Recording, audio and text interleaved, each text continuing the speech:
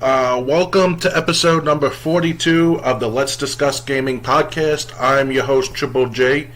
Joining me, as always, is my co-host, Dr. Games 101. Oh, people can see my camera. I'm having some difficulties now. And we got a bunch of gaming stories to talk about, so I say we just start streaming. Let me make sure I got a good connection. Alright, welcome to episode number 42 of the Let's Discuss Gaming podcast. I'm your host, Triple J. Joining me, as always, is my co-host, Dr. Games 101. Oh, people can see my camera. I'm having some difficulties now. And we got a bunch of gaming stories to talk about, so I say we just jump right in. Oh, yes, definitely. The first one is about, well, the first few are actually about Halo Infinite, different things. First, Halo Infinite Online and split-screen campaign co-op delayed. Halo Infinite was released last November after a year-long delay from its original 2020 release date, and did not launch with highly anticipated features like campaign co-op or Forge. With campaign co-op and Forge being staples in Halo games now, the lack of these features at launch last year was disappointing for fans. In February, Halo Infinite creative director Joseph Staten announced that an update regarding these modes due out in January had been delayed, and now we finally have received that update. Sadly, it comes with news that campaign co-op, both online and as a split-screen experience, and Forge have been pushed back. The update was, "We're making great progress on Campaign Network Co-op," Staten writes in a new update. And to be clear, the work has been occurring parallel to Season 2 work, as has our work on Forge. But the reality is that it's going to take more time to land a high-quality, full-featured 4-player network co-op experience in the massive, wide-open world of Halo Infinite. We're also committed to a great 2-player split-screen co-op experience on all Xbox consoles from the original Xbox One through Xbox Series X, and the non-linear, wide-open sections of the campaign present some big challenges for the split-screen that have taken us more time to solve. All this means is that we will not be able to ship Campaign Network co-op on May 3rd at the start of Season 2, but we are still aiming to deliver campaign co-op later in Season 2, and we will share a release date for that and for the split-screen co-op as soon as we can. As for Forge, Staten reveals that 343 Industries is already fighting this mode flighting this mode.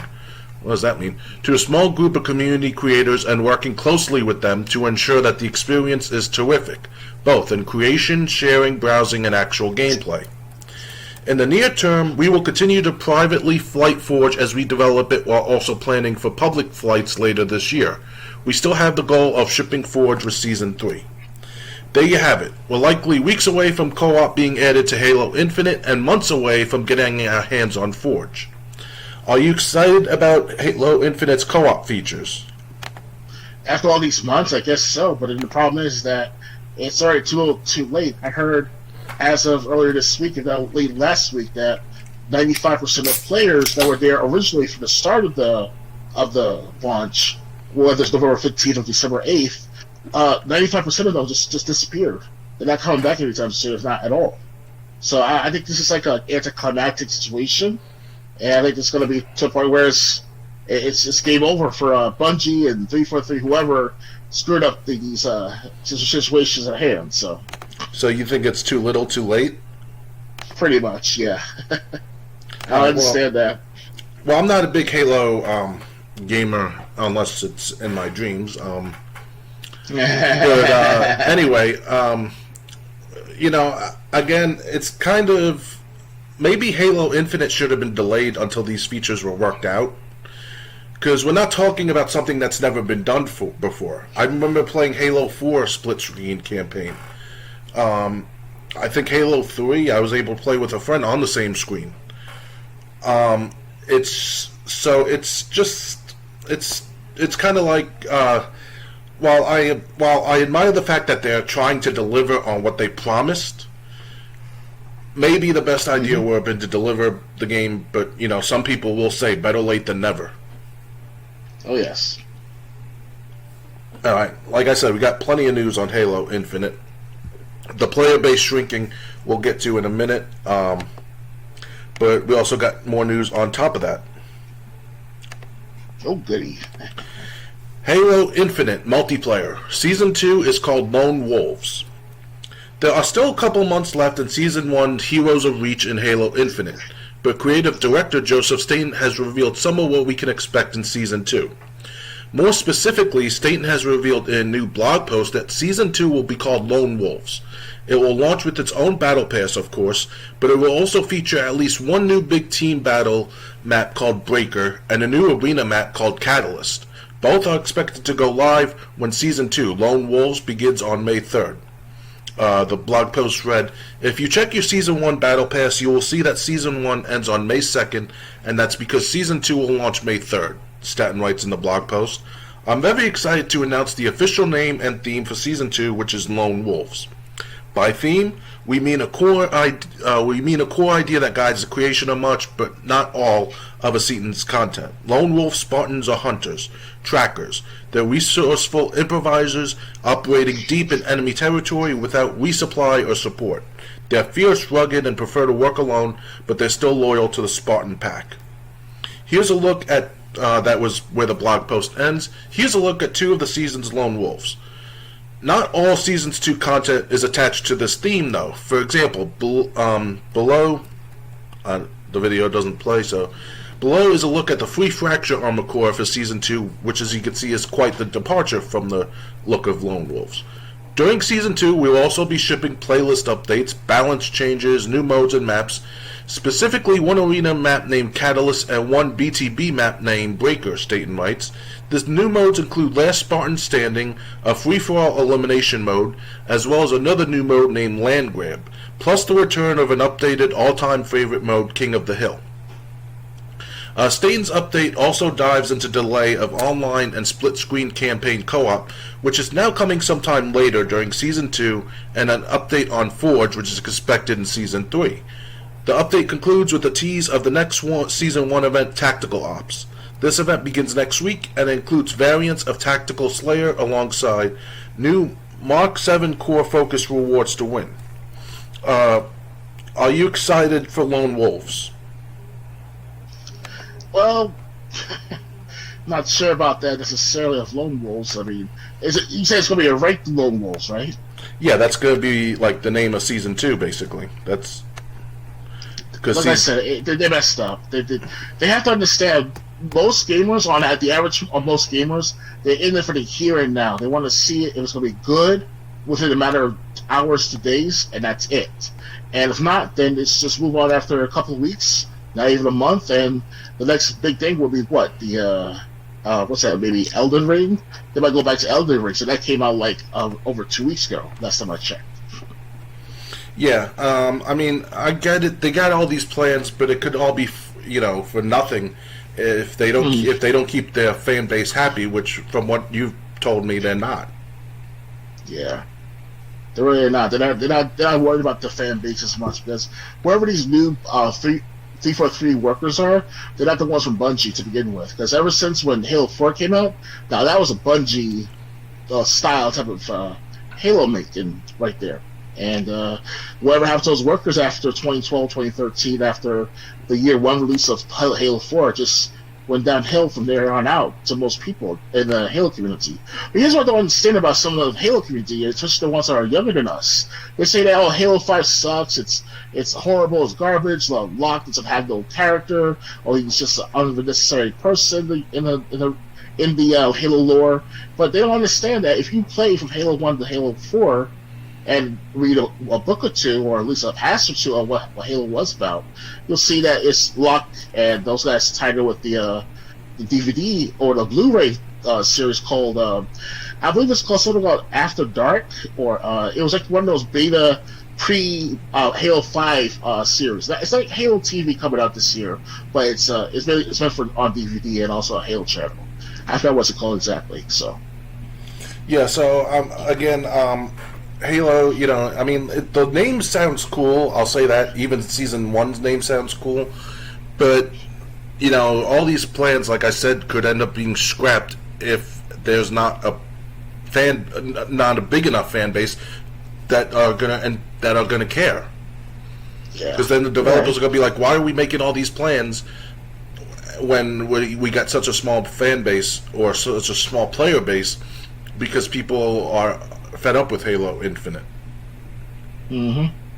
So yeah. So I mean, these, like I said, Heroes of Reach and Lone Wolves sounds awesome. Names, but people, I think the majority of Halo fans feel like they've been burned at least once already with Halo Infinite.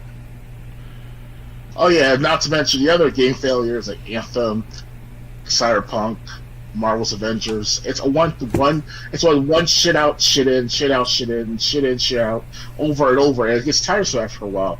You want to get stuff shut. So I really focus on today's gaming for once in my life, anymore, or as often as I can, like right now. Then there's go on to older games like Left 4 Dead 2 and Star 64 ever. And I'm sure people will go back to those games far back. So it's a matter of time. It's only a matter of time until Bungie and 343 and Microsoft, whatever they did between those three companies, they did something good at first to break up the Bungie team efforts after their last Halo, or was Halo Reach. But after that, it's just, I don't know what they were trying to do. Because if you want to keep your workers doing the same good stuff that they did before in the past, keep them. Don't cut them off just because of the fact that they were part of an extra teammate or an extra diversity hire. Now, diversity hire is a little bit no-no in my perspective, but if they did good things for the company, keep them. Right. So. Okay. Well, we got more Halo Infinite news, which this you brought to my attention. Mm-hmm. Halo Infinite is losing players fast, but that's no problem for a live service game. Players from Xbox and PC are leaving Halo Infinite. Halo Infinite has lost a significant number of active players since it launched to a warm reception last year. Critics praised the game across the board, while Microsoft called Halo Infinite the biggest launch in Halo franchise history and said the game had attracted 20 million total players by January 25th. However, the game has proved less successful when it comes to retaining those players, with many no longer returning regularly to the shooter.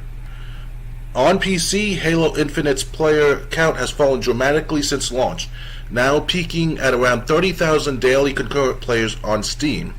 When the game launched in November, its daily concurrent player count peaked above 250,000 players, so that's nearly a 90% drop-off. Mm-hmm. It's a similar story with the Xbox release, as Forbes reports. Halo Infinite has fallen out of Xbox's top 5 most played games, taking 6th position behind Fortnite, Call of Duty, Warzone, GTA 5, Apex Legends, and Roblox.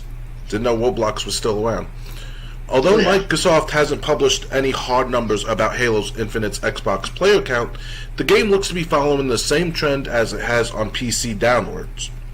A player exodus shouldn't be surprising.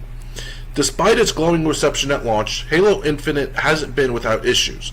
When the multiplayer released in November, players reported a glut of bugs and glitches affecting gameplay, matchmaking, graphics, and more.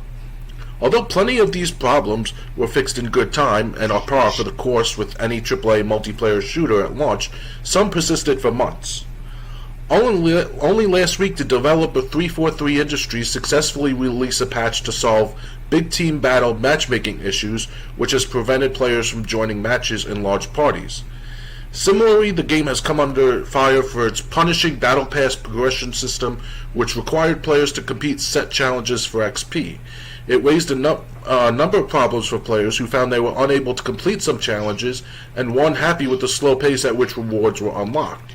As a result, the Battle Pass progression system was overhauled a few weeks later to reward players more consistently. Other issues have cropped up too, such as the excessively costly microtransactions in Halo Infinite's in-game shop and mandatory crossplay that requires Xbox users to play against PC gamers. The worry is that PC users can score an advantage with their keyboard and mouse setups and have greater access to game-breaking cheats. Now, that last part I can agree with. The absence of classic Halo game modes like King of the Hill, Infection, and Griftball has also rubbed some players the wrong way, while the promise of Forge and campaign co-op coming sometime later this year is proving too long a wait for eager fans. But these problems aren't peculiar for Halo Infinite. No huge multiplayer shooter launches without bugs, glitches, and quality of life problems that can take weeks or months to iron out. Battlefield 2042 has been lambasted by fans for its mass of broken features, and Call of Duty Vanguard isn't exactly squeaky clean in the defect department either. To single out Halo Infinite's gameplay issues as the driving factor behind its player exodus does the game a disservice and lets others off the hook. The game's dwindling player base says more about the nature of live service games than it does the quality of the title itself. By throwing waves of content at players, live service games follow an ebb and flow of popularity. Players might leave after a few months, but will return when a new game mode drops, a major event launches, or some other piece of new content draws them back.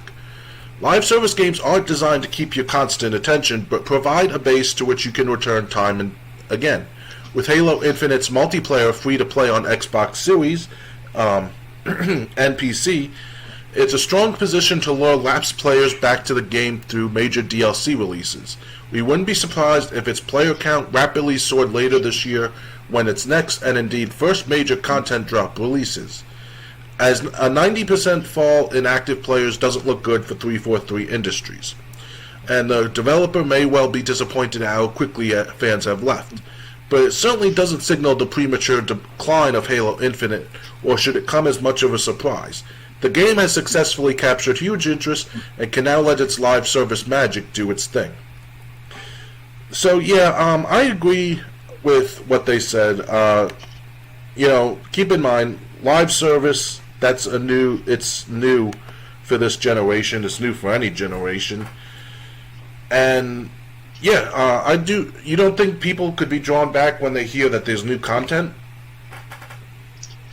Well, right now, to the current Halo players and myself, we still play Halo, or as I personally myself play Halo earlier today, especially Halo Infinite. But it's not that bad to see them still doing something for Halo Infinite. Just that it took them almost 6 months later, especially by May 3rd, like you mentioned. So whatever's going to happen between now and May 3rd, they better do it. They better make sure it's the right amount of information for us, the fans, like it's the proper channels, the proper services that they said they're going to do back in November 15th release, or the pre-release, what I call it like that. And they should have done this back December 8th when the Halo campaign came out. That'll be a nice time for everything. They'll bring out the Fiesta, bring about the Forge maps, bring about the theater mode. Our theater mode and Forge maps are so limited. And I'm looking at this stuff early this afternoon too on the Halo Infinite's theater and Forge. I'm seeing that, or at least the theater, at least it's so limited. It's like, this is not what I'm thinking of when I see Halo. Because after Halo 2, from Halo 3, Halo 4, Halo Reach, even Halo 5 actually had decent coverage of Forge and theater, or a decent set of options, set of subservices, you want to call like that. So it's a matter of time until they get their act together. If not, then it's a dead bug. It's a dead bug by after May.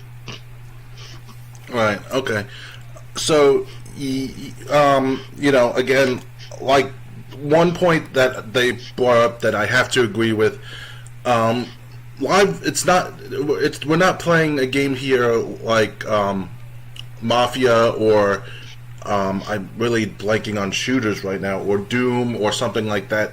This is going to be something that will have a lot of interest when something new drops, and then it's impossible for the company to make something else that will have the same amount of attention or more before people lose interest, because once people have played it for a while, regardless how long a while is, by the time there's no way they're going to have that next new thing ready to go bug free before players lose interest in this new thing so that just launched. So it's gonna like they said, it's gonna ebb and flow, and I do think a lot of people will be coming back to at least check something out. But it's gonna be one of those things about it's gonna be just some days it's hot, some days it's not. I mean, being the sixth most played online game is not bad. At least it's still in the top 10. Yeah. And like I said, I think any online live service game is gonna get a boost when they release something new, especially if the fans still playing it all the time are praising it. Oh yeah. So, maybe this is something that maybe this is something that developers have to take into account when they make online live service games. That, yeah, your player base is going to go up and down. The thing is, every time you release something, make sure it's as great as it can be. It's something that fans want. And hopefully people will keep coming back when they hear new things. This is something else. This isn't like a game that you can release a few DLC packs and then just leave the game. Like we're done. No, if it's a live service, it's a service. You have to continue that service. Right.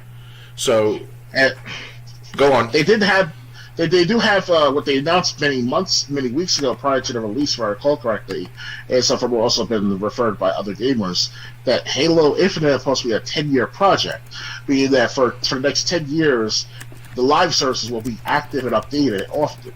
And that's kind of like a weird proposition to make before the release. I'd rather wait until obviously after about 6 months and take it from there with how long you want to keep the live service going. But at the same time, I'd rather just have a full game, both the Halo campaign and the multiplayer, Forge and Theater and everything else built into the game itself before release, and take it from there. But that's not going to happen right now. It's too late for that. Now they play catch up and make up too. So yeah. So again,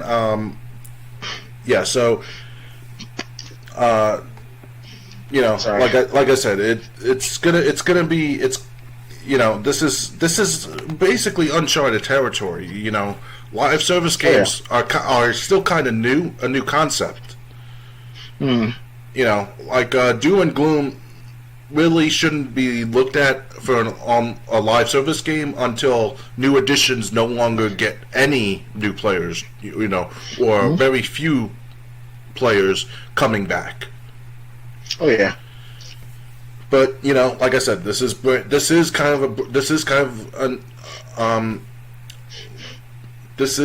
something that's we've never had really, except for the last 5 years. Oh yeah. So I mean, so it's new. What I'm saying is it's new for developers and it's new for players. Oh yeah. Ready to move on? Yes. Okay. Sorry for that. I was shaking up the camera. It's just that I have my smartphone, guys, and I'm recording live on my channel as well. It's just that it's through my phone app. So sorry for the technical difficulties. All right. EA to remove Russian teams from NHL 22 and FIFA 22. Big players in the video game world are responding to Russia's invasion of Ukraine and are removing the sport teams of the aggressor nations from its games. The move is an act of solidarity each with the other organizations aiming to denounce the recent military action.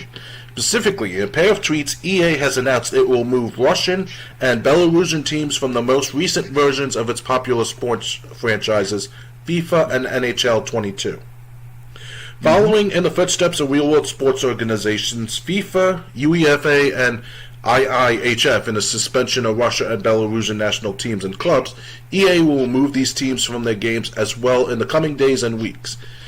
Quote, in line with our partners at FIFA and UEFA, says the Twitter announcement, quote, EA Sports has initiated process to remove the Russian national team and all Russian clubs from EA Sports FIFA products, including FIFA 22, FIFA Mobile, and FIFA Online. We're also actively evaluating related changes to other areas of our games, end quote. The same goes for the hockey franchise NHL 22, which will be trimmed of its teams representing both Russia and Belarus. EA Sports stands in solidarity with the Ukrainian people and, like so many voices across the world of football, calls for peace and end to the invasion of Ukraine, reads the FIFA account's announcement with a similar sentiment shared from the EA Sports NHL account. The removal of teams is set to start in the coming weeks. EA has stated that it will provide additional updates on the matter as they become available. My question to you is: we've never seen anything like this before, where it's like when 9/11 happened, they weren't removing teams from sports games that might be in the same area as Afghanistan. Middle East. Yeah. So what do you make of this now that like even sports games are saying we're going to take action with how we can? It's kind of petty at first because we do business with Russia, not directly, of course, but with other international means. So yes, you want to make sure that they stay in their lane, stay in a straight line with everyone else in. But there are times when people become powerful enough to want more power, and this Russia thing is the UN and all these political leaders. They think too much of a groupthink type of mentality, and this hinders on other aspects of everyday life, like entertainment, sports, and so on and so forth, and especially with video games. It's like, kind of, wait a second, like, if I recall correctly, how many times of how many places, countries, we always have these wars going on, like Kosovo, or even Afghanistan. Even you told me that they cut ties from Iran because they actually promoted to terrorism in Afghanistan through their network of people or their organizations.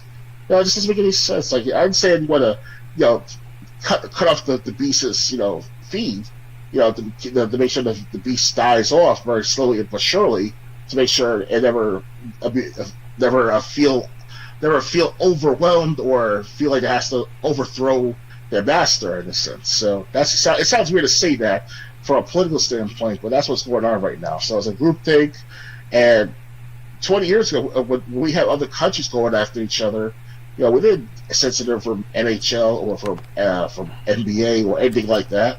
They still watch it in their countries. They still get our Shermoffs, and we get the vodka from Russia. And I'm hearing too that in all stores here in the United States, at least where I live in New York State alone, they're removing vodka from store shelves, from the liquor stores. Oh wow! So I mean, yeah. So this is ridiculous. I also know what's going on in the liquor stores in person. I usually buy my wine online. But other than that, it comes out to the actual overall tendency is kind of petty, Right. It's definitely something that we haven't seen before. That's the surprising thing for me. It's just something we haven't seen before, and it's kind of, and I mean, I understand they kind of want to look at it like being a team player, being loyal to your country, but at the same time, I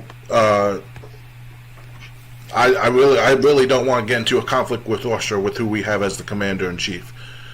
I don't want to get into a conflict with an elementary school who we have as commander in chief. Anyway, but that's beside the point. Yes. So I'll try to digress. Like I said, on one hand, it's bad, but on the other hand, I don't really see it doing anything except affecting players. Like, if you want to boycott players from Russia and Belarus, that's one thing. But what about the other players that you're affecting? Okay, so you don't have the Russian clubs and stuff. But what about people who want to still play as these teams that don't live in Russia and Belarus? Not every soccer player is like me who always picks USA as the team to control. There are people who pick other teams from other countries, and I just I don't see this helping in any way. It's a groupthink mentality between the countries now, because now everyone's unified under the UN, obviously, and if you want to speak about the NWO, the New World Order, that's That's what's going on for many years now, and it's what happens. If you step out of line with the UN, they're going to dogpile you or ostracize you from the group or from the group of nations. So, and Putin, now I'm not sure if he's a gamer himself or not, but I'm sure he has sons and daughters, or at least some family members that plays games. So it's like it's going to affect the video game market over there. However, what I heard from Review Tech USA recently was that Russia allows copyright, like pirating, in that country now after this week. So these people who are living in Russia are now really have a field day with what they want to buy or what to sell or redistribute, distribute, you name it. Like you do whatever you want to do over for piracy reasons. Okay, so like I said, I just don't see this helping anyone in any way. Like great, they're standing, for this help and support of Ukraine. But at the same time, when the U.S. was in war with Afghanistan, where was this action then? Yeah, you're right. When 9/11 happened, where was all this? Even Pearl Harbor.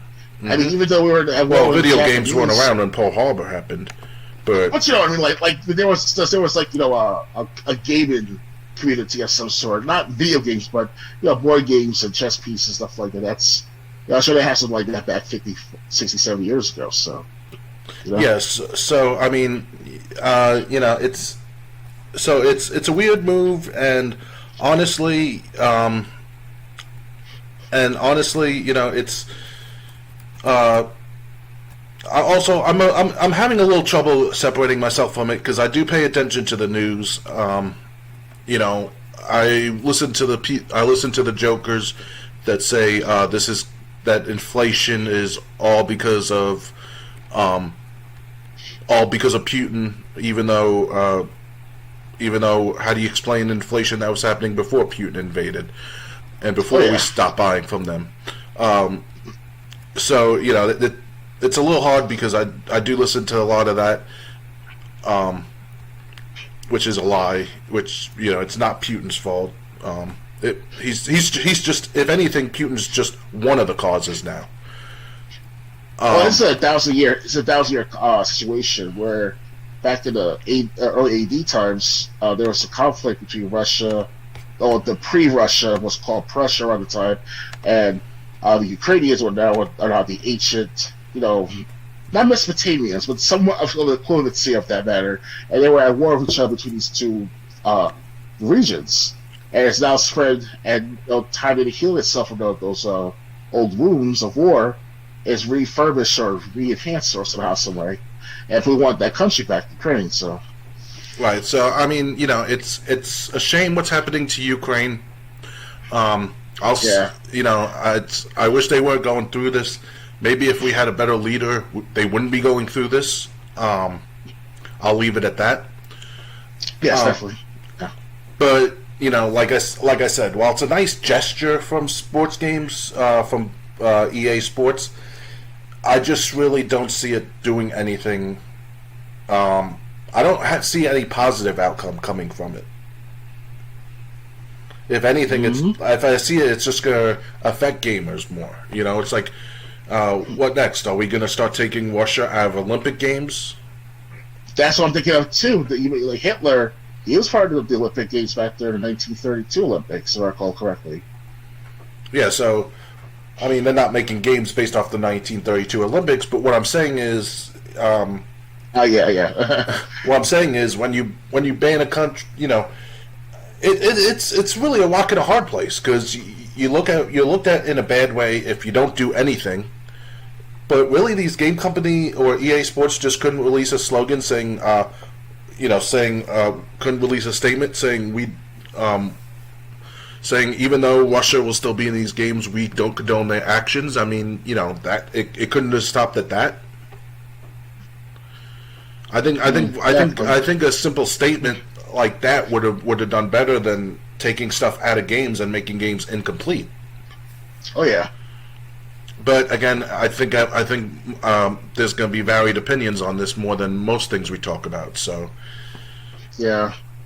So yeah, if you expect, if there aren't as many teams in FIFA or NHL as you were expecting, that's why. It's EA Sports is showing their support for Ukraine in that way.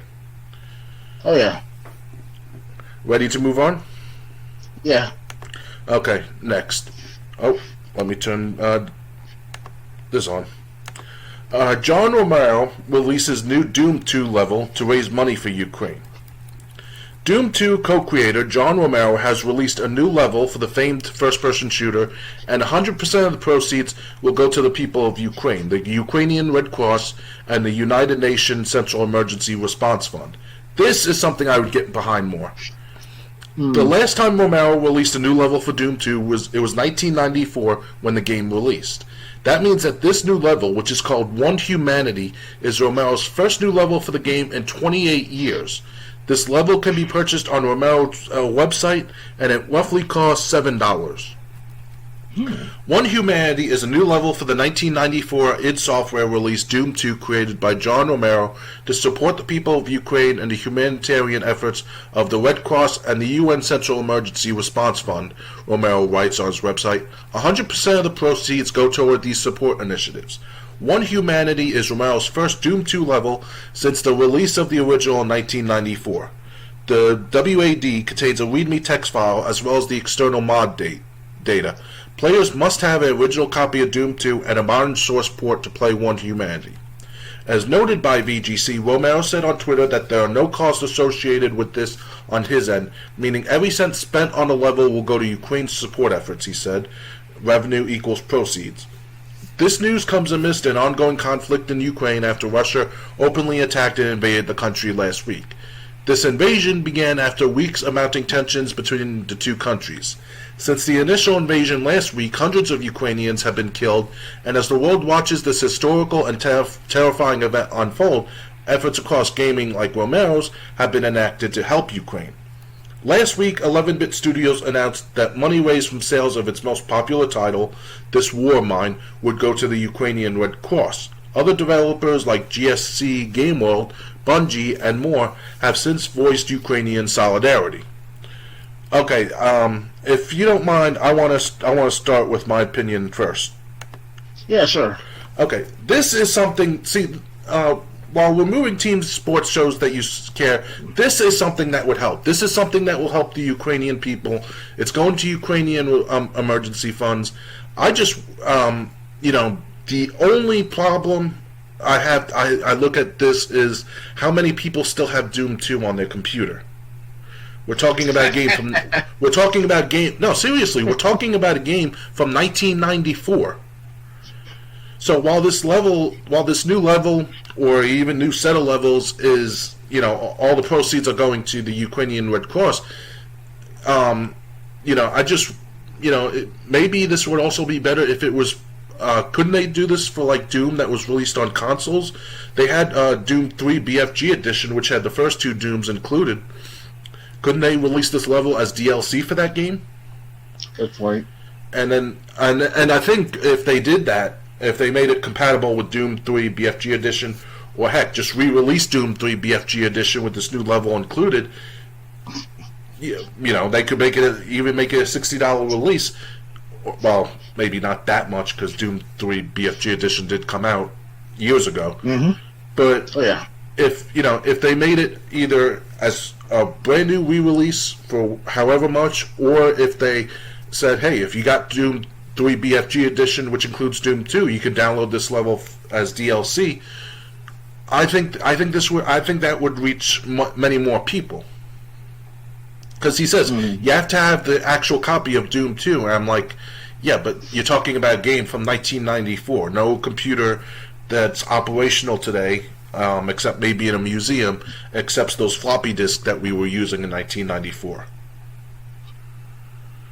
I mean, my computer from 2007 was crapped out on me a few years after I moved. Actually, in the first year I moved here.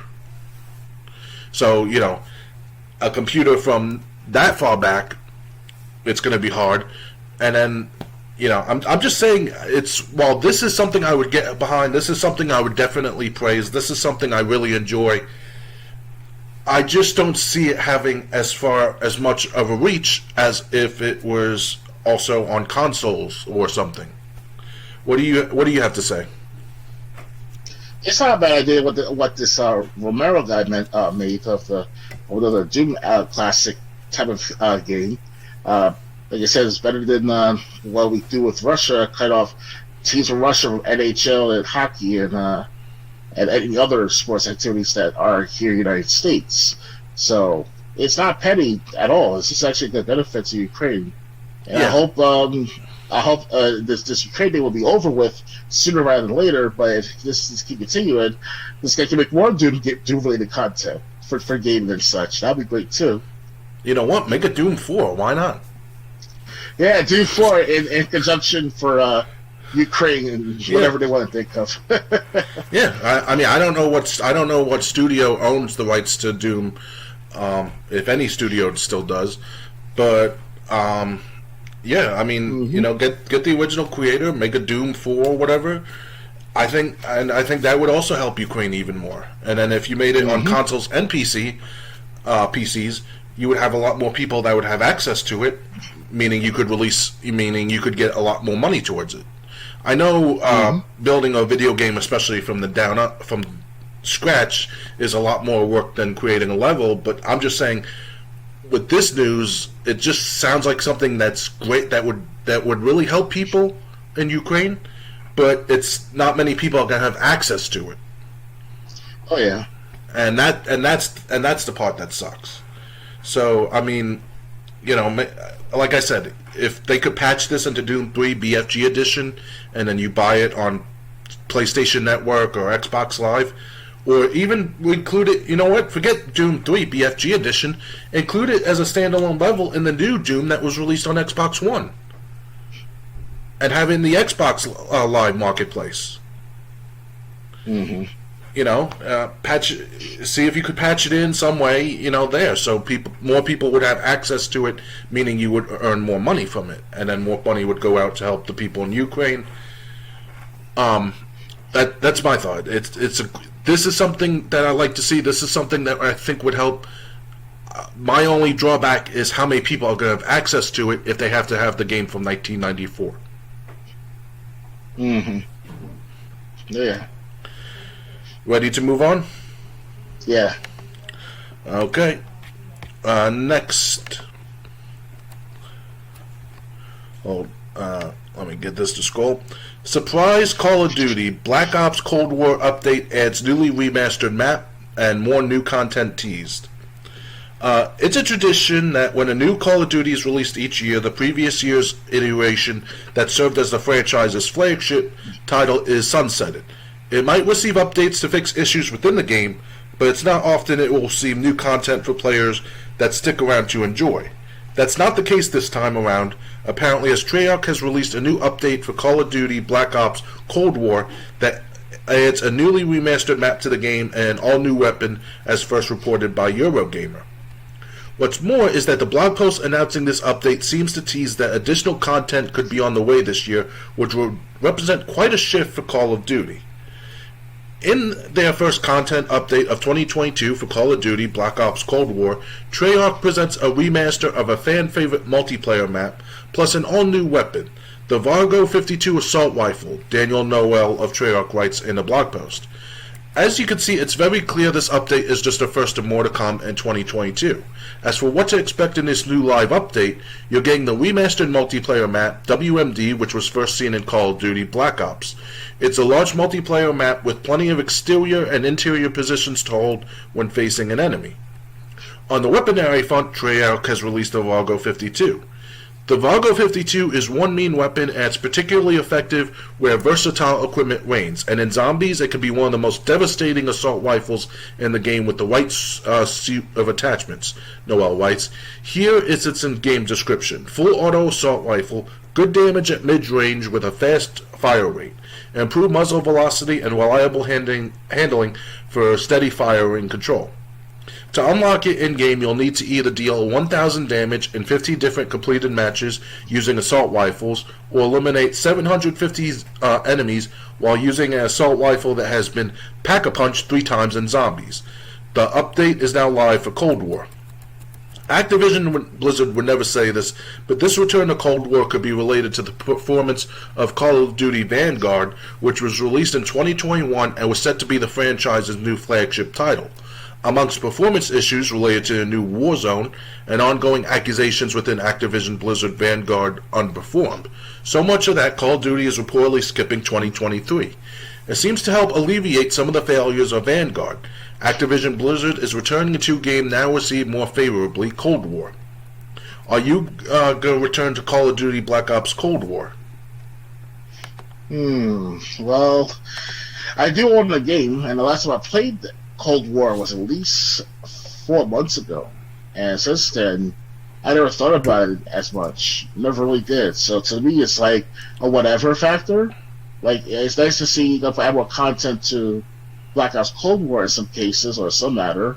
But still, it's like, it's a done deal with Cold War. It's one of those in and out games. Like every year, what Call of Duty does was just game make, game releases, and game dies. So over and over, that same old pattern. And now they're taking a break, I'm hearing from this year for Call of Duty games. They're taking a break from making a new game.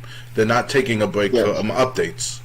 But there's difference. Yeah, it's a little difference, but it makes a big difference too. Yeah, you're right. So, not to mention, Vanguard came out after Call of Duty Black Ops Cold War, but since Vanguard is not doing so well, and Vanguard does not have that good of a reputation, Call of Duty, they're going back to the Call of Duty that came before it, and like I said, to release a new remastered map and a new weapon that sounds pretty dominating. I think I don't know. What would you do if you were in control? Would you have tried to make Vanguard better and give Vanguard more content, or would you have said Vanguard's a lost cause? Let's go back to the game before it. To me, it's like I prefer the Modern Warfare 2019 video game for the most recent Call of Duty games, and anything after that, I don't care as much as far as I want to play hours upon hours for. Especially with Vanguard, I heard bad things about Vanguard for since its release because the way they were portrayed the story and multiplayer especially. Well, the story was like they talking about the Nazis, but I see to them that they don't. It's kind of like that fart in the elevator at that moment, like what they're talking about, where it's from, but you don't not sure who and what, where, like the who part. No, it's just they're not naming names of like who was your enemy per se. That's what I hear about Call of Duty Vanguard. So, at one time on multiplayer, I played the beta of Vanguard. It says the versus roster, my team versus the enemy team. so it's like, okay, so we're not fighting Nazis then, all right.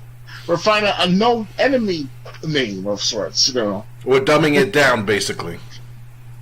Making sure no one has to know about the past of World War II. Yeah. So, okay, so, so, I mean, I guess they're just, I've heard all the bad things about Vanguard. I've heard how disappointed people were, and it didn't take long for people to get disappointed. So, they had to do something, especially since they were going to skip a year in 2023.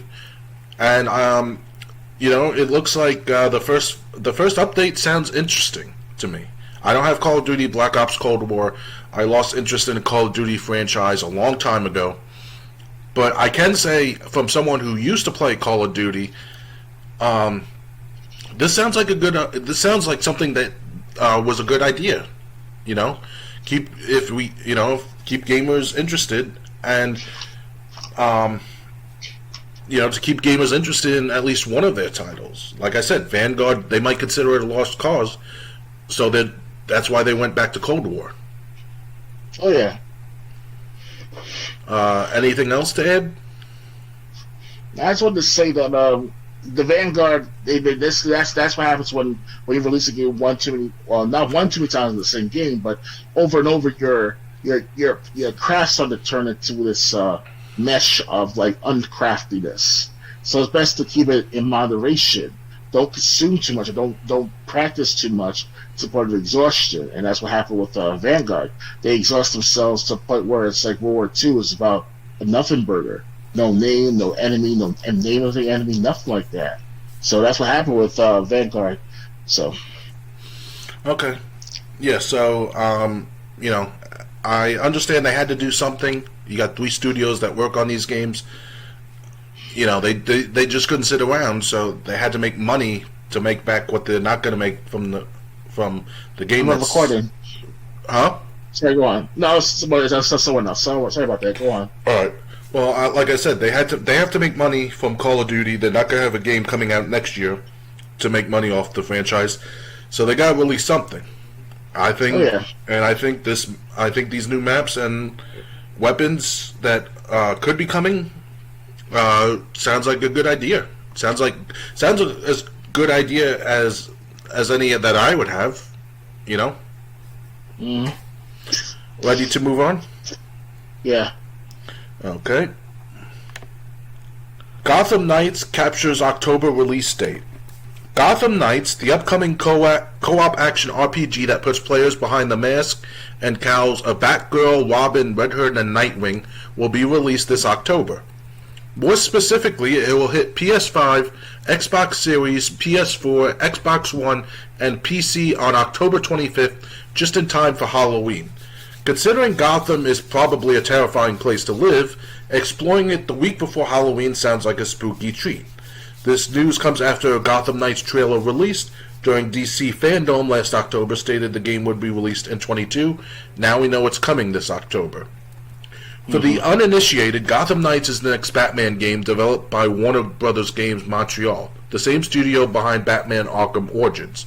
However, Gotham Knights does not take place in the same universe as Origins or Rocksteady's wider Arkham series. Instead, it takes place in its own universe where Bruce Wayne and subsequently Batman is no more. As a result, the Bat family has to step up to put an end to the mysterious Court of Owls waging war against Gotham. Each hero, Red Hood, Batgirl, Nightwing, and Robin, fight with their own unique style and have individual RPG skill trees to work through. Plus, you can play with a friend to take down Gotham baddies like Penguin and Mr. Freeze, 2 villains we know will be present thanks to previous trailers. There's likely plenty more recognizable baddies to take on when the game hits all of the mentioned systems on October 25th. Are you excited for Gotham Knights? Let us know in the comments below. Gotham Knights, that's called, huh? Yeah. That's the name of the game? Yep. I never heard that game before. Have you referred to the Arkham series, or is it different altogether? Yeah. Arkham's first it was Arkham Asylum, then Arkham City, then Arkham Origins, and then Arkham Knight. And now it's Gotham Knights. Interesting. I've beaten every game except Arkham Knight. I still have Arkham Knight for Xbox One, which came out like 2016. Yeah, I heard that the PC version of Arkham Knight didn't do so well with the performance on the PC. Well, I can't speak about that. I haven't heard anything about that. I play it on Xbox One. Never beaten it. I still have it, though. But the thing is, I've been wanting a new Batman game in that kind of style. But do you like where they're going with this new story arc that Batman is no more and his allies basically have to pick up the slack? So basically, something happened in Arkham Knight to where Batman no longer is not around to fight crime, huh? No. They're just basically saying the story of this game is that Batman is no more. He retired or something? He just got killed? What? I don't know. I haven't finished Arkham Knight, and to tell you the truth, they say it's not going to take place in the same universe. This is basically a different universe with a different... So it's not no sequel. It's no sequel. It's a spin-off. Yeah, it's a spin-off. That's right. All right. Well, I don't mind spin-offs, I played my share of that Batman game with you at here in New York many years ago. We played that Batman with the grapple hook where you swing like you're in a swing. I was like, wee, I don't remember that. Yeah, we played Batman together. The one where you are trying to look for clues about the Riddler and all. I forgot the name of that actual Batman game. That's all the joke you fight the first boss, but this is like the Riddler's ways of making sure you proceed into the game. Then if I can open it or something, the second level or third level of the game. I do know you played Batman Arkham Asylum on. Yeah, that was over a year ago. Yeah. Yeah, and you never returned back to it. Yeah, I'll eventually get back to it. Yeah, so I mean, as someone who loved the Arkham games, this is something I would be interested in. Something in the mostly things from the Batman universe will get my attention. And if it's a new game, hey, we're going to be able to play it even if we don't have a PS5 or Xbox Series console. So yeah, I'm definitely looking forward to Gotham Knights. Yeah, I'm not a big. I used to be a big not a big comic book, but I used to follow the comics of DC and the Marvel at one point. But that was since the early mid 2000s at the latest. And since then, I heard the comic book industry was hit hard during this pandemic, but also back to the 2008 crisis. So whatever happened to that crisis and the pandemic, there's like a lot of politically correct mantra going on injected into the comics, like the gay Superman and the gay Robin and shit like that. They're trying to promote all this emasculate stuff to the point where it's like, yes, I don't see a relation to the comic series. So just don't understand that. But that's just comic books of itself as of recent. But other than that, the Gotham Knights game, I think I'll play that one time if I have to. If you have to, like if someone holds a gun to you and makes you play it. Well, like I said, it's a spin-off, so it's kind of like, do I really want to spend $30, $40, $50 at least on a game that I know that I haven't got just to play the Arkham games yet, have a better understanding of this new game, even if it's a spin-off, so... Okay. Well, someone who's beaten all the games except Arkham Knight, and I played Arkham Knight not too long ago, actually, on Twitch. This is a game I'm definitely interested in. I never really got interested into the comic books of anything, really. Just comic books never really held my attention for a long time. But I'm interested to see what the story is. I'm interested to see what the 4 characters you can choose from can do in a game like this. Oh yeah. So another trip into Gotham, or another trip. I guess. Well, no, Arkham Knight was kind of in Gotham City, so another trip into Gotham City, controlling someone else, sounds like something I'm definitely interested in. Ready to move on? Yeah. Okay. You sound depressed. No, I'm trying to sort out my phone here because I'm trying to broadcast on my end, but it's not picking up on Twitch. So my phone is lacking the gigabytes or the hertz of sorts. So. All right. Well, next story. New Final Fantasy 35th Anniversary website celebrates series history, teases info on upcoming titles. It's a big year for Square Enix's Final Fantasy series. Not only does this year mark the release of Coco GB, Final Fantasy kart racer, but it marks the release of Stranger of Paradise Final Fantasy Origin, a game that promises to be one of the strangest spin-offs in the series yet. However, above all of that, 2022 is Final Fantasy's 35th anniversary year, and Square Enix has created a brand new website to celebrate that and tease information about new games and more. The website is a bit light on content right now, featuring just a handful of messages, a live feed of Final Fantasy Twitter accounts, and a portal to news, but it could be the host of new information about upcoming Final Fantasy games soon. We will continue to work on making each Final Fantasy game one that you will remember for a long time to come, Final Fantasy VII Remake producer Yoshinori Kitase writes in a message on the site. The FF35th site will support new releases, sharing info on upcoming titles and merchandise. I hope you're excited for what's on the way for Final Fantasy. Elsewhere on the site, Square Enix writes that in this 35th anniversary year, we will be bringing you many exciting new ways to enjoy the worlds of Final Fantasy, and that fans should please look forward to what Final Fantasy has in store. As for what's in store this year, Chocobo GP hits Switch tomorrow on March 10th. This was written on a few days ago. Then Strangers of Paradise Final Fantasy Origin, a Final Fantasy 1 spin-off developed by the team behind the popular Neo series, hits PlayStation 5, Xbox Series, PS4, Xbox One, and PC on March 18th. While not confirmed for 2022, here's also the chance that Final Fantasy XVI, a PlayStation console exclusive, releases this year, which would make for quite a Final Fantasy lineup in 2022.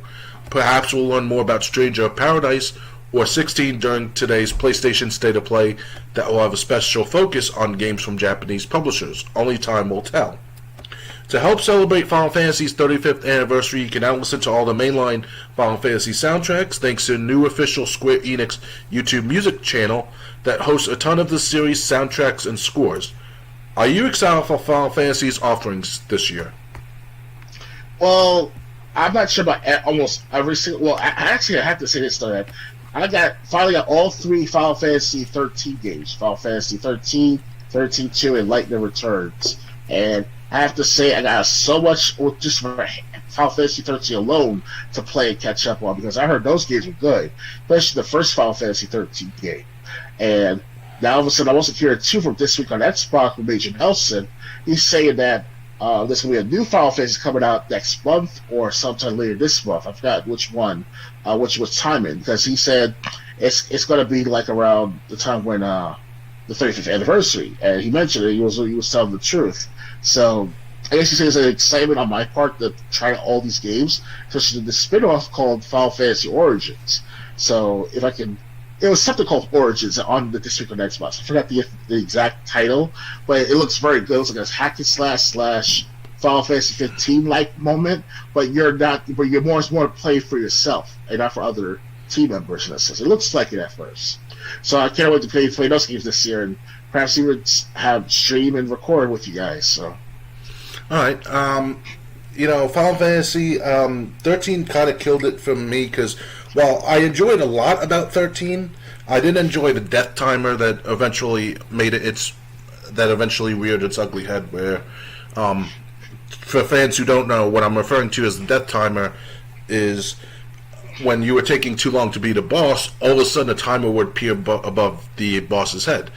If you didn't beat the boss by the time that timer ran out, your characters would just fail. Mm-hmm. And it's like, wait a minute, I failed this boss fight because I didn't beat it fast enough. That's never happened in any role-playing game that I've played before.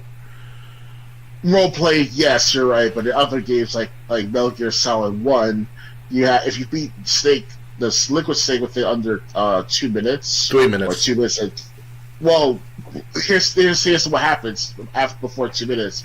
If you beat it before 2 minutes, you get to team up with Otacon rather than Meryl. And after 2 minutes, Meryl. No, is it the other way around? No, it's not. It's not that at all. It all depends on how you reacted to the torture. No, it's not the torture. We're talking about the end of the game. Yes, but it plays a. But what happens during the torture? That determines what you do. If you submit to the torture at any time, Mel's going to die when you check on her, and you end up escaping with Otacon. If you escape the torture room without submitting to the torture, then Mel is alive when you check on her.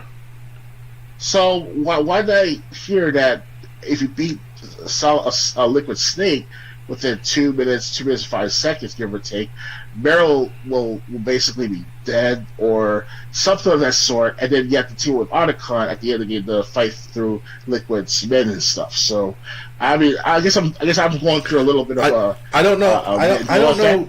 I don't know who gave you that bad information, but when it comes to the end of the game, escaping with Otacon or Meryl, it all depends what happened when before you escaped the torture room. Did you submit to the torture or not? Both times, yes. But it had 2 different outcomes because of fighting and you're right. You're about the torture and stuff. Yeah, that's one of the factors. That's the only factor I've had. That's the only factor that would determine my games. Every time I submit to the torture, I escaped with Otacon. Every time I beat the torture, I escaped or resisted the torture long enough before I could escape. I ended up escaping with Mel. The thing is, with the only timer with Liquid Snake is you have 3 minutes when he sets the timer, because Metal Gear, an explosive on Metal Gear is going to blow when you have that fist fight. And then, and there is one time I didn't beat Liquid Snake fast enough in the 3 minutes, and the explosion happened. All right, I'll try to play one more time Metal Gear Solid 1 and see my Mandela effect maybe come into non-effect. That Mandela effect is something, guys. Because 20 years ago, you'd be like, yeah, I remember some kid, or definitely if it's by word of mouth, they tell me, oh, beat Solid Liquid Snake in 2 minutes, you get to rescue Meryl, and if not, Meryl dies, you deal with Otacon and shit like that. It's kind of, I thought that was the mantra, but I guess I was wrong, or he was wrong, where my friend was back then. He was wrong, because I played that game so many times. I've gotten both endings multiple times. It's all about how you. It's all about whether or not you submitted to the torture. Oh yeah. But the only other difference is if you escape, Ocelot does put a bomb in your item along with your items when you get your vest back. You have to know. Yeah, I knew that. I knew I heard a ticket time bomb in my possession. So I was like, wait, we checked my gear. And I saw this countdown of a bomb. I took that off and threw it out. So and every time it happens. And then I think the Colonel calls you, or Otacon calls you, Snake, you okay? And Snake's like, Ocelot, I'll get you for that. Something like that, yeah. But yeah, so anyway, Final Fantasy fans, there's, like I said, it's the 35th year. And it seems like there's going to be plenty of games that for fans that were waiting for new games of Final Fantasy. Like I said, 13 kind of killed my interest with that death timer, but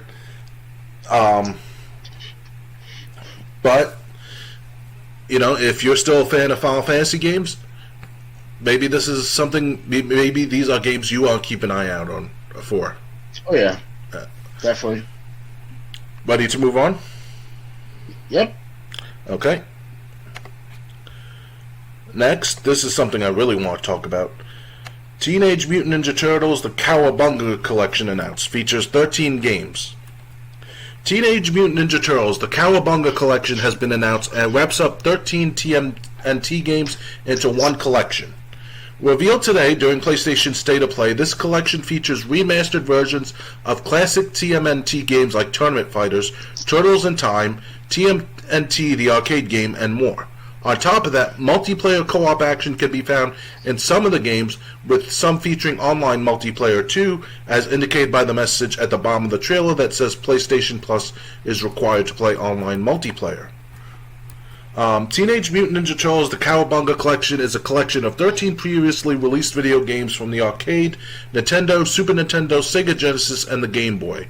The description for the trailer reads, immensely popular and very influential games, this collection provides a unique opportunity for gamers to experience these titles with a fantastic set of new quality of life features. These features include added online play for certain games, Ninja Turtles arcade game, Turtles in Time arcade game, the Hyperstone Heist, and Tournament Fighters on Super Nintendo. Save anytime and rewind.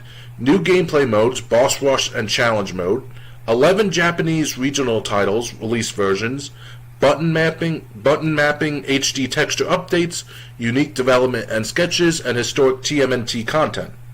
Here are the games in the Cowabunga Collection. The original arcade game, Turtles in Time, the arcade game, 1, 2, and 3 for Nintendo, Tournament Fighters for Nintendo, 4 and Tournament Fighters on Super Nintendo, Hyperstone Heist and Tournament Fighters for Sega Genesis, Fall of the Foot Clan, Back from the Sewers, and Radical Rescue, all from Game Boy. The Cowabunga Collection does not yet have a release date, but the revealed trailers does say it will be released on PS5, Xbox Series, PS4, Xbox One, Switch, and PC sometime this year. It will cost $39.99. Don't forget that new TMNT game Shredder's Revenge is also arriving this year. It's looking like a great year to be a Turtles fan. Yes. So, what do you think of this TMNT Cowabunga Collection? Well, I have to say, that's a good thing that this is the nice timing for the new game, Teenage Mutant Ninja Turtles Cowabunga, whatever you want to call it. Because now you get to go up against Shredder again, and they play April this time for the new Teenage coming out later this year. So nice time for everything. And I hope this 13 game feature compilation game, you want to call it, or compilation game, I hope it will be released at least a month or two before the other release of the TMNT game. So. Okay, are there any old school games of Teenage Mutant Ninja Turtles from Nintendo, Super Nintendo, Sega Genesis, Game Boy, or the arcade that you would specifically be looking forward to? The only one I'm looking forward to is the Turtles in Time. The arcade version or the Super Nintendo version? Oh, both pretty much. I remember currently playing a TMNT game in the arcade in Florida over by Walt Disney. This is back in 1994, guys. So back then we didn't have no time to, step at an arcade of a motel and play all day every day because we were there for Walt Disney. So my mom didn't want me to play much of the arcade games back then, but whatever she can, she gave me $1 and I play for a couple of minutes, and it's not a bad experience of that game particularly. I think it has to be the third game that I played in the arcade, when it came out on Super Nintendo later on that year or two. Do you remember the name of the game? Unfortunately, no, I don't know the specific TMNT game. Okay. Do you remember if it was definitely Super Nintendo It was definitely Super Nintendo graphics, that's for certain. Okay, so there was only two games I know for the Super Nintendo that had turtles. It was Tournament Fighters, which was like a one-on-one fighting game, and Turtles in Time, which was like a beat 'em up, side-scrolling beat 'em up. Okay, so the one I played must have been like a side-scrolling game. Okay, it's definitely not no fighting game. It's a hit and run type of game. Okay, side-scroll hit and run. It speed up the enemies and continue advancing to the right. Yep. That was probably Turtles in Time, one of the best games. Oh yeah, I was playing there back in '94. I don't remember everything about that moment, but I remember I did play it back then, so it was good. They wanted to buy the game, and I already did.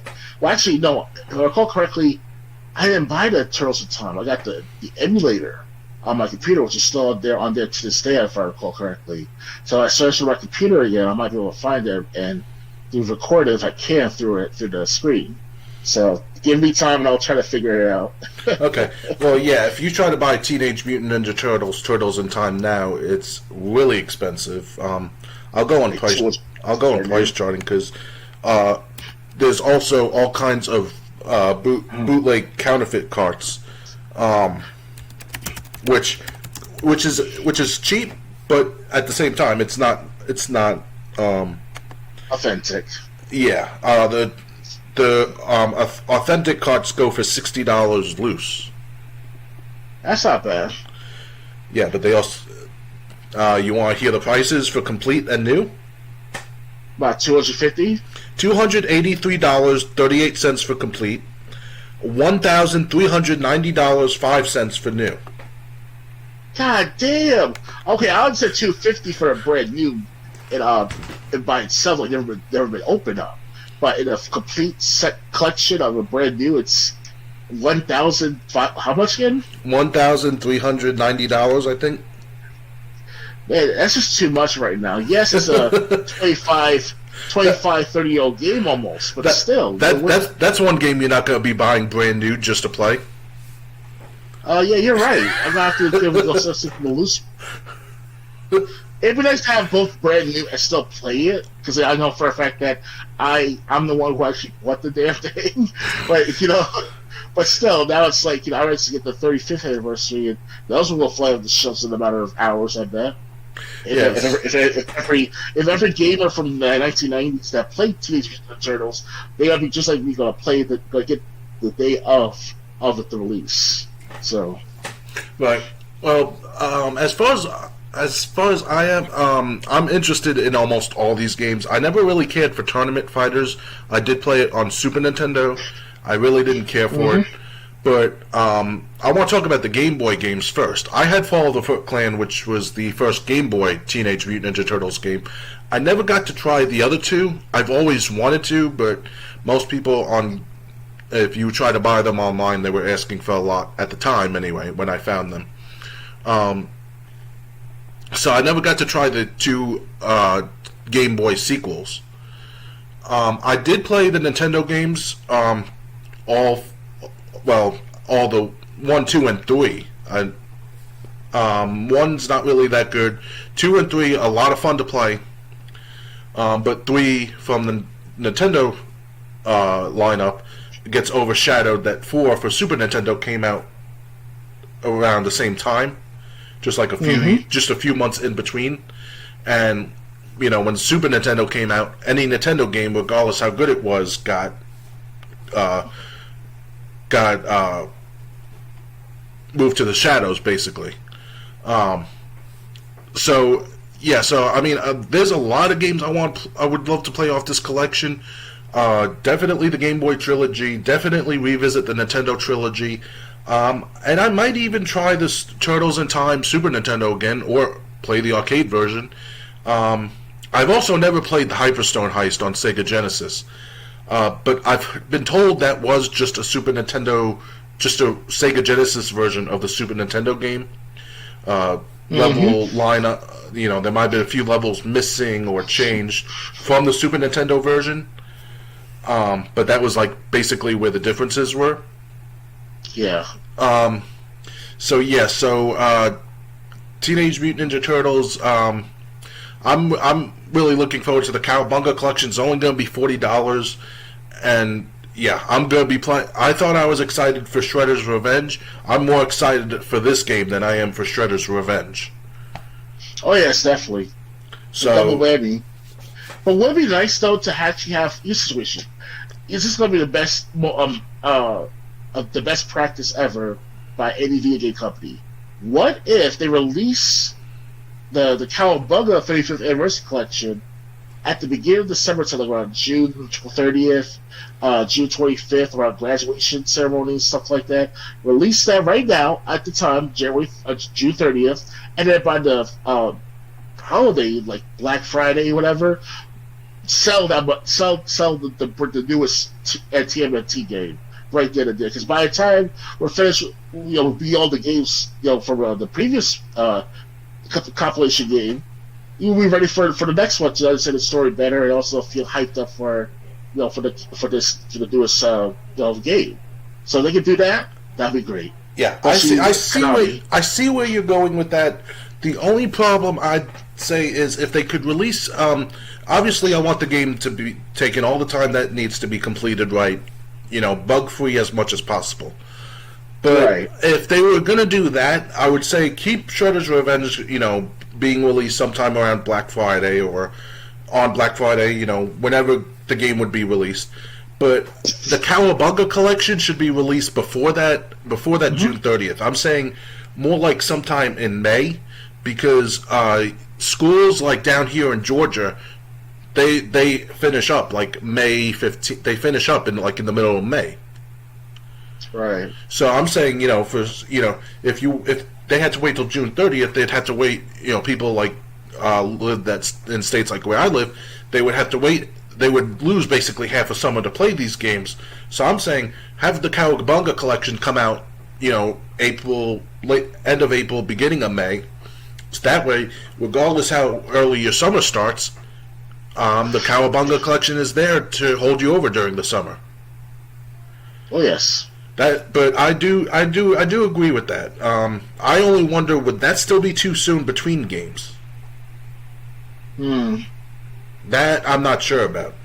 I would track what I would do is, like, if they could release Cowabunga collection when I said, and then like when sales start to dip and interest starts to wane, then you release Shredder's Revenge. But these are just ideas. Maybe you agree with them, maybe you disagree with them. No, I agree. I understand what you already come from. I guess this depends on. I'm thinking of right place, right time moments. Make sure that's not overlapping each other. Yeah. Because I'd rather play the old stuff first, because there's so many decades I haven't played them.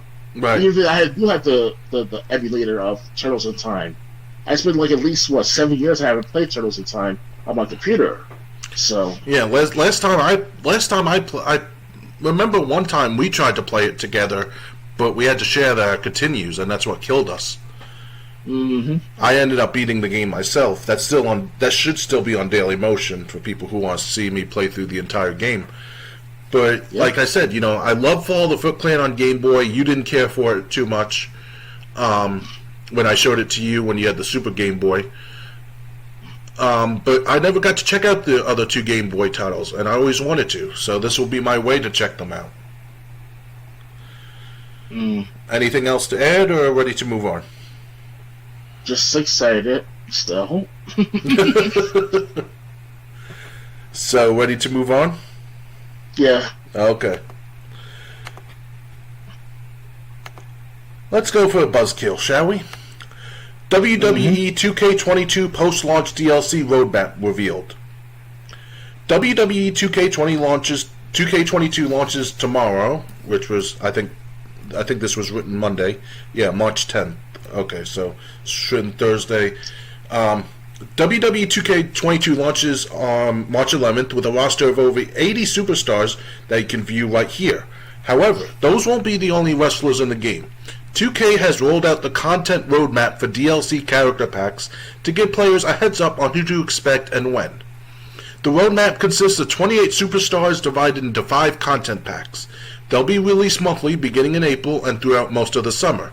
You can purchase them individually with no word on price yet, or get them all via the Season Pass, which comes included in the Deluxe and NWO's Life Editions of 2K22. Celebrity music star Machine Gun Kelly was already announced as one of the post-launch playable characters. Here's who will join him. The Bonsai Pack, coming out April 26, will include Casey Catanzaro, Omos, Rikishi, Umaga, and Yokozuna. The Most Wanted pack coming out on May 17th will consist of the Boogeyman, Cactus Jack, Ilha Dragunov, Indy Hartwell, and Vader. The Stand Back pack on June 7th will consist of A-Kid, Hurricane Helms, Nash Carter, Stacy Keibler, and Wes Lee. The Clowning Around pack on June 28th will consist of the British Bulldog, Boink the Clown, Dewdrop, Mr. T, Rid Boogs, and Ronda Rousey. The Whole Damn pack, coming out July 19th, will consist of Commander Aziz, L.A. Knight, Logan Paul, Machine Gun Kelly, Rob Van Dam, and Zia Lee. What do you think of these DLC characters? Are you excited to play as anyone listed, or is there someone you still want to see join the roster? Nice to see Rikishi back into the WWE games. Unfortunately, last time I checked, he's like either semi-retired or it's still doing independent circuits. So it's kind of like, a hit and miss with him coming back anytime soon. As far as the prop up the game in a promo type of sense. If they feature Rikishi in this upcoming WWE wrestling game, well, that would be great. No complaints. Hell, might as well add Sky Tahani, making sure that it's called Too Cool of Rikishi or Grandmaster Sexay, shit like that. Well, Grandmaster Sexay passed away, and he wasn't really on good terms with the company. Scotty Too Hotty left the company just recently. He's doing some schooling. He's doing some sort of school, Scotty Too Hotty. Well, he said he left. He was a trainer in NXT, and he left. That sucks. He was one of the first people to leave. I see. Basically, he wasn't enjoying his job anymore. The thing is, I got the whole list of people here who did make the game. Do you want me to go through the list of everyone that was already included, or? If you want to keep everyone up to date. Okay, yeah, because this is gonna tie into what I bring up next after this. So just let me get to the beginning of the list. Yeah, sure. Here is the full confirmed roster at launch with the final additions highlighted in bold. You can see it so I'm not going to say which names are in bold and which aren't. AJ Styles, Akira Tozawa, Alexa Bliss, Alexander Wolf, Andre the Giant, Angel Garza, Angelo Dawkins, Apollo Crews, Aria Davari, Asuka, Austin Theory, Batista, Bayley, Becky Lynch, Beth Phoenix, Bianca Belair, Big Boss Man, Big E, Billy Kay, Bobby Lashley, Booker T, Braun Strowman, Bret Hart, Brock Lesnar, Cameron Grimes, Candice LeRae, Carmella, Cedric Alexander, Cesaro, Chad Gable, Charlotte Flair, Chyna, Dakota Kai, Damian Priest, Dana Brooke, Danny Burch, Finn Balor as the Demon, Dexter Lumis, Diesel, Dolph Ziggler, Dominic Mysterio, Drew Gulak, Drew McIntyre, Eddie Guerrero, Edge, Elias, Ember Moon, Eric Bischoff, exclusive to the NWO for Life edition, Eric, Farouk, Fabian Eichner, Fandango, Finn Balor,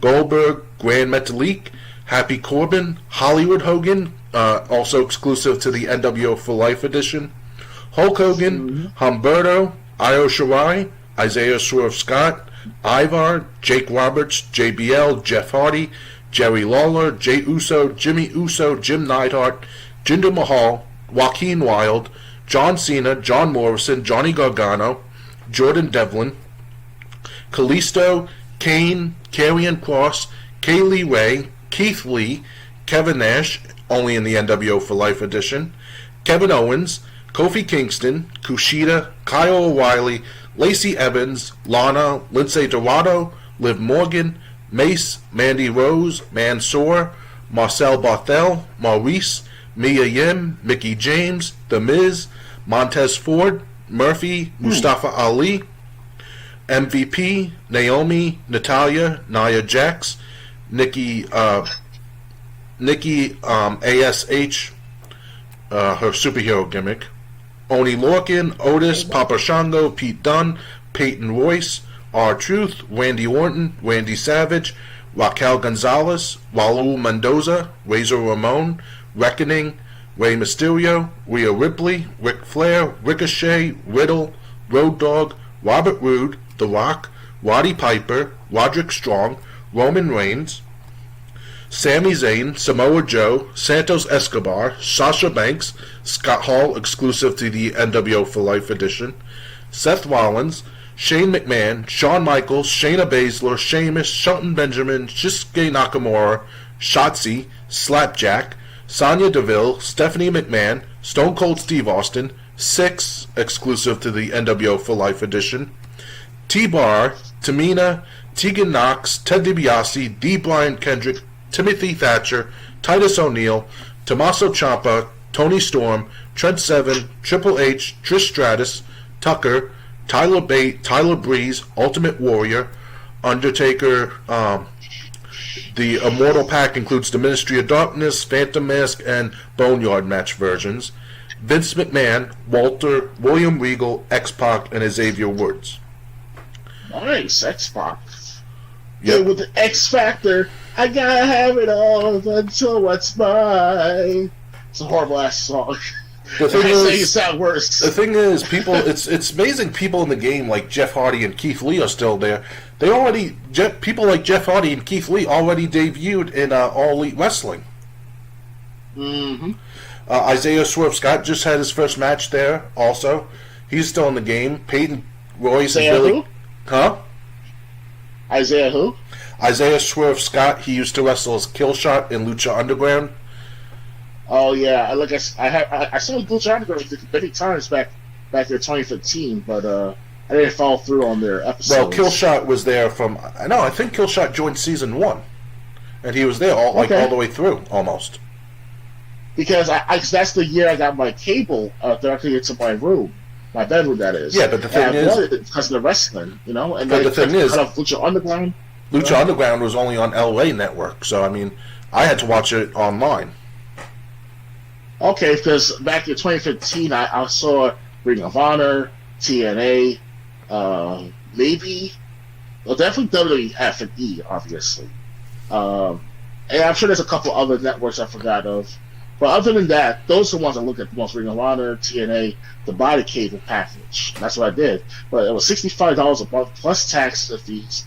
That's like $75. It's ridiculous. Like, what's the point of having cable anymore? Now just say, look it up. Say it yourself, James, Triple J. Look it up online. You know. Right. Well, I mean, if you can find it online, and there is something for supporting these companies if you buy their streaming service, if you have something that can stream it. Network. But the thing is, the point I was making with Jeff Hardy, Keith Lee, Isaiah Swerve Scott, and Peyton Royce, Billy Kay, among others, like 30 of these characters that are in the game are already out of the company by when this game comes out. So this game is going to feel dated, basically on release day. I mean, some of these people, maybe they couldn't move them out in time, but like Jeff Hardy was released in December. You telling me they couldn't take him out in time? Maybe they want that money. They get that milk that money, that account worth at something in the end. Well, they also had to. Well, the thing is, you talk about money. These people are going to get royalties whether they're with the company or not. I remember CM Punk was upset that he was in 2K15 when he was no longer with the company, and he said, "Hey, I still want my royalties." So is it right? That's the problem, though. Yeah. So, but the thing is, so they have a roster full of 30 people that are no longer with the company in this game, and that's great. But the thing is, there's people they left out, and I'm going to show the discussions on Twitter by those people themselves that they left out. I'm on Alundra Blaze's page. She wrestled in WCW as Medusa. And her tweet on February 28th was, "Yo, WWE games, where TF am I as well? I mean, why did I sign the damn Legend contract?" That was a response. That was a response to Paige, who on the same day said, "Yo, at WWE games, where TF am I?" Apparently, Paige and Medusa, who are two people that work for the company. Well, Paige works, last I heard, backstage. Medusa, as she said on Twitter that I'm showing, she has a Legends contract, and they were not put in the game. Right. Do you know Paige? She debuted in 2014. She debuted on main TV in 2014. I'm not trying to toot my own horn or try to feel like I'm important to this woman, but I think I added her as a friend on Facebook many years ago, back in 2014, when I had my Doctor of Ghetto handle. And if it's the same page back then, back in 2014 or 2015, give or take, then definitely, she must have saw my content and stuff on there. So she knows I'm an avid wrestler fan at one point, especially back 10, 12, 15 years ago. So if she's Paige, if you refer to the page, or not Bailey, that's different for the world, but Paige, yeah, she will be saying, "It's my house." Is that the one you're talking about? Actually, I'm gonna copy the link of her images and show it to you over Discord. You can tell me if you recognize her or not. All right, sure. I'm on my phone, so hold on a second. Where is that? Let's see. Discord. All right, waiting for you to post. I had to open it in different. Let's see here. Sorry for wait, guys. Paige lashes out to me on Twitch. I broke my neck twice. She's very this picture interesting. very. Yeah, I think I remember adding her as a friend on Facebook, but I'm not sure if it's a real account of hers. Yeah, there was a lot of hate. I think any Facebook page is a scam because most of them just won't be. Most of them on Twitter, but then some of the Twitter profiles are either fake profiles or they're fan made whatever. Which are basically a waste of time and do nothing except mislead people. Oh yeah. So unless you really talk to Paige, which she does stream on Twitch, from what I've heard. Yeah. She used to wrestle. Now she's like an ambassador.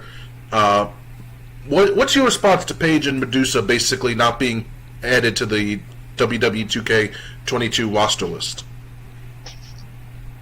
Well, Paige's not a bad wrestler. Last time I saw her on TV, I think it's SmackDown during the pandemic, right? Was she around during the pandemic in March of 2020 or June of 2020? I don't know about. I don't think so. I think she had already left in-ring action because of her neck.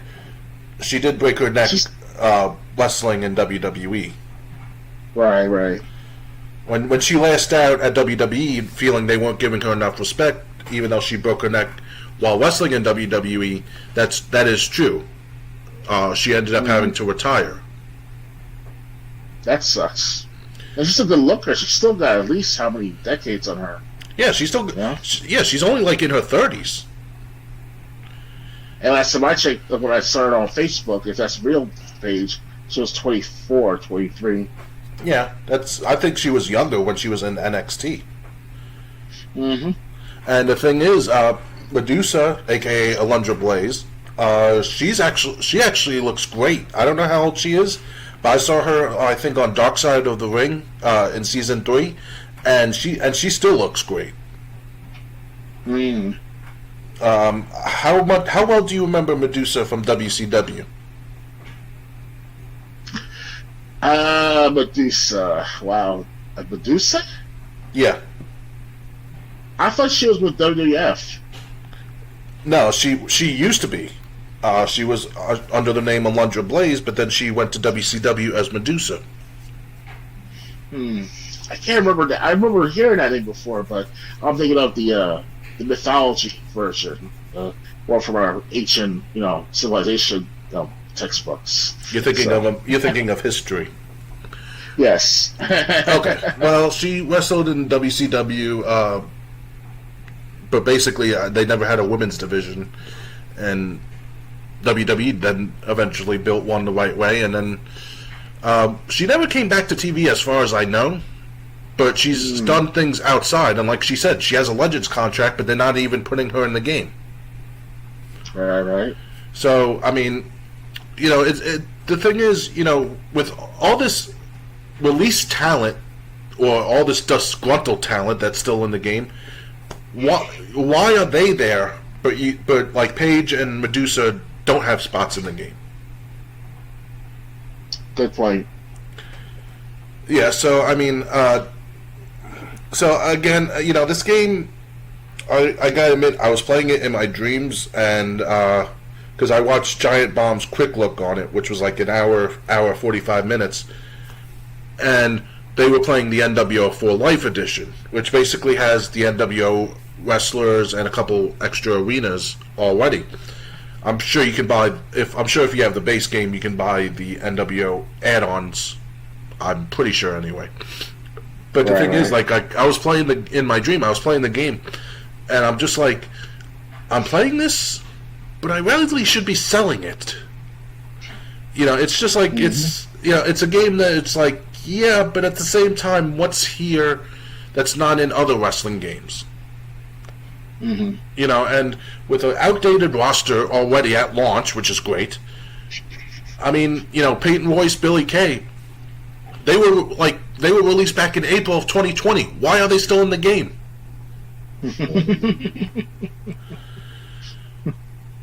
I mean, they're doing great in Impact under their independent names, but why are they still in this game?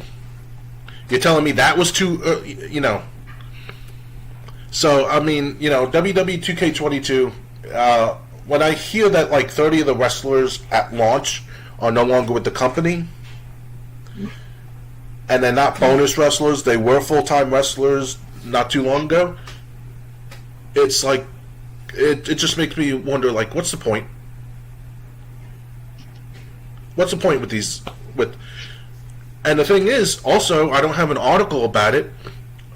Did we go over this, that WWE was considering taking their games away from 2K?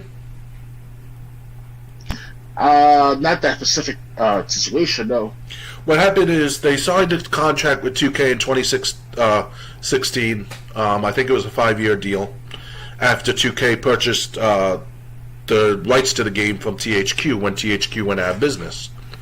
Okay. So, that's when WWE 13 came out. The next game was WWE 2K14. 2K basically finished what THQ started on that game. And then, but the thing is, people were unhappy. People in WWE were unhappy with the dumpster fire that WWE 2K20 was at launch. They were unhappy with the insult to WWE All-Stars that was WWE Battleground. And basically, it's almost like WWE 2K22 is a make it or break it. WWE said they're looking to Electronic Arts if 2K22 doesn't do well. Doesn't Electronic Arts do Madden? At one point, that's what I hear, yeah. So, yeah, WWE could be have their games done by the same people that do the Madden franchise, with how well those games are turning out. And EA game has, as of the last 10 years, had a bad history with from Battlefront 2 of Star Wars to Anthem, if I recall correctly. Apex Legends has moments of having problems connected on servers. So, yeah, it's going to be a crap show, a shit show at best. Yeah. Yeah, so, I mean, I think, and the thing is, I watch reviews, people were like, this is a great building block, and it's like, building block? How many games have they released so far? Every year you can't keep going, great building block every year. Eventually, I want to see the whole castle. Not just the foundation. Well, there is one history after another, but after a certain amount of time. So, yeah, but the thing is, when people are saying this is a great building block, that's not good when it's a make it or break it year. So, I mean, and the thing is, I have no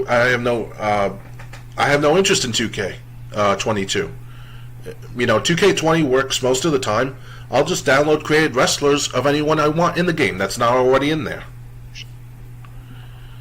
So, yeah, not a big fan of 2K22. If you want to buy the game, go ahead. It just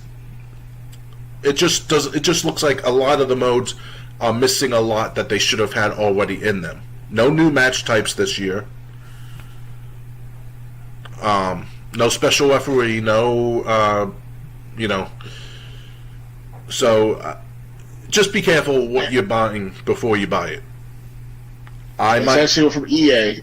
well, this is from 2K, but this could be the last one from 2K if it doesn't do well. Okay. Yeah, but when EA has their hands on that, it's going to just be like NFL for the last 10 years now. We have a decent NFL game for its last since 2005. Madden 20 is called? Madden NFL 20? If I recall correctly? Something like Madden that, NFL 2009? Yeah. Yeah. They got rid of a lot of stuff from the 2000s games. Yeah. I heard that Angry Joe said he showed a demonstration on the 2005, 2004 of Xbox Edition games, NFL games. Those have manager mode and color commentary and you name it. They have all. It feels like you're actually watching football. Yeah. Now you got rid of most of that. Yeah, just like 2010 had a halftime report. I don't think they don't even have that anymore. Oh yeah. So at least I don't think.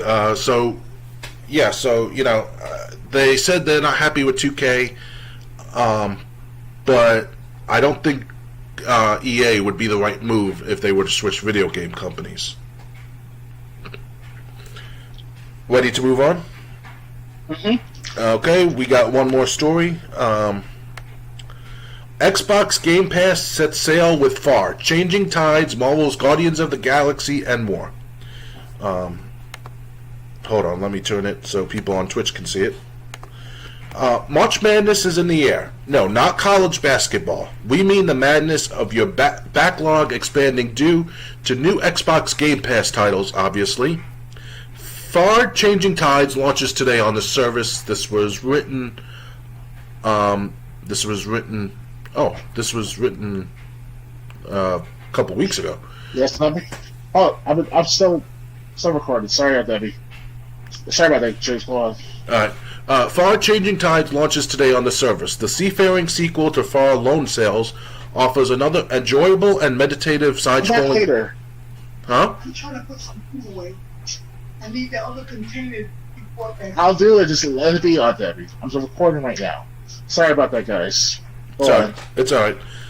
Far Changing Tides launches today on the service. The seafaring sequel to Far Loan Sails offers another enjoyable and meditative side-scrolling puzzle romp. Those who slept on Marvel's Guardians of the Galaxy last year have the chance to find out why it's of 2021's most pleasant surprises. Quality indie titles like Young Souls and the critically acclaimed Kentucky Route Zero help round out a strong March. As always, we'll include links to our reviews for relevant titles in case you need help deciding what games to tackle first. So this is what's coming to Xbox Game Pass, starting on March 1st. Far Changing Tides for console and PC. Microsoft Flight Simulator is coming to the cloud starting March 1st. Starting March 3rd, Lightning Returns Final Fantasy 13 comes to console and PC. Coming March 10th is Kentucky Route Zero coming to the console, PC, and cloud. Also coming to consoles are Lawn Mowing Simulator. And also Marvel's Guardians of the Galaxy comes to console, PC, and the cloud. And Young Souls comes to console, PC, and the cloud on March 10th. What's leaving Xbox Game Pass on March 15th? Nier Automata is leaving console, PC, and the cloud. Fogs is leaving all three. The other two games leaving all three is Torchlight 3 and The Surge. Which game are you most excited to see join Game Pass? As I mentioned earlier in the podcast, Lightning Returns, Final Fantasy 13. So I also have Final Fantasy 13 and 13 too. So yeah. It's going to be interesting trilogy to play over the next several months. If I play every other week on average, I should get some gameplay going for that matter. I hope. There's so many games coming out these past several months. It's not even a joke. So far in my library of just Xbox alone, I have over 350 games. I should say 450 games, but that I'm listed as part of the ownership in a total sense. So basically, altogether, I have about 250 games I own through Games with Gold or from Game Pass or mixture of everything else at least. Okay. Well, the first final. Well, I mean, I still have it open. Wasn't that Lightning Returns? So that's the third Final Fantasy 13 game. That's available on Game Pass, even if you didn't have it. Any of the other games grab your interest? Well, I do want to try out the young. What's it called? The Young Crusaders or the Young Souls. Yeah, Young Souls. I downloaded. Yeah, I downloaded that earlier this afternoon when I saw it on this week on Xbox. So. Okay. Yeah. These sound like great choices. Lightning Returns. That's actually a surprising one. Marvel's Guardians of the Galaxy. I guess that would help people, like they said, who just let it pass by. Those sound like great games. I'm surprised Torchlight 3 is leaving so fast. That sounded like it just got there. Actually, that Torchlight been there for months, easily. This is Torchlight, the third one? 3. If I recall correctly, yes, the third one. Okay. I have the first one. I have Torchlight. I have the first Torchlight one. From the... Oh, if I can speak, I have Torchlight 1 from the Games of Gold. So that was worth it. Me too. I got a little bored with it after a while because you kept going to like the same dungeon. It's just like go to a different floor to finish the next quest. Yeah, especially the first boss of the game. It took forever to use the arrows from a distance because the AI of that boss battle of the boss. He was stuck in one place the whole time I was shooting the arrows. And I was like above ground. Using arrows over and over. It took me about 30 minutes, well, not 30 minutes literally, but at least 20 minutes to kill off that entire monster. It feels like 20 minutes. Yeah, so, I mean, maybe I would, in your opinion, is Torchlight the first one worth going back to? The first Torchlight, it's okay to play from time to time. It's better if you play with someone else as co-op, if they have that ability or that mode. Okay. So that'd be great. But usually like a single player, RPG type of game of sorts. Yeah, it may be an RPG game, but it gets boring after a while. Oh yeah. Especially if you're playing by yourself. Indeed. Yeah, so, I mean, these are definitely two games. If I had Game Pass, Lightning Returns and Marvel's Guardians of the Galaxy would be games I'd be checking out. Oh yeah. If you have Game Pass and any of these games interest you, or any of the games that interest you that are leaving, be sure to make sure to either get those games that are leaving if you want any of them, or check out the new ones. Anyway, that was it. So this was the episode number 42 of the Let's Discuss Gaming podcast. Our next episode will be on, let me pull up the calendar. Will be on Saturday, March 26th at 9 p.m. starting at 9 p.m. Eastern. We hope to, if there's no technical problems. Anything else you want to talk about before we leave? I want to say to you guys out there that I did a Medal of Honor gameplay earlier this afternoon. Check it out on my Patreon, or not Patreon, but the YouTube community at large. So you'll know where to go to for my videos. Okay. On my BitChute, I did. Me and Dr. Games 101 did a stream. Not this past Thursday, but the Thursday before, of WWE 2006 in Total Extreme Wrestling 2020. I uploaded the draft. I'll also be uploading the episode of us doing our first two shows. Well, the first Heat and Law from me, the first SmackDown Velocity from Dr. Games 101. I expect to get that up this weekend as well on my BitChute. So there's a link to my BitChute channel in the About section of my Twitch channel. Please check out my price charting store. I got a bunch of games, new and old. If there's any see if there's any games you're interested in purchasing. Yeah, and join us this coming Thursday, which will be the 17th, when we play our third session of Total Extreme Wrestling 2020. Indeed. And please subscribe to my BitChute channel and follow me on my Twitch channel, because I do, because BitChute channel, if I don't have time for a full stream, I do Let's Plays, and I hope to see you next time. Later, guys. Good night, everyone.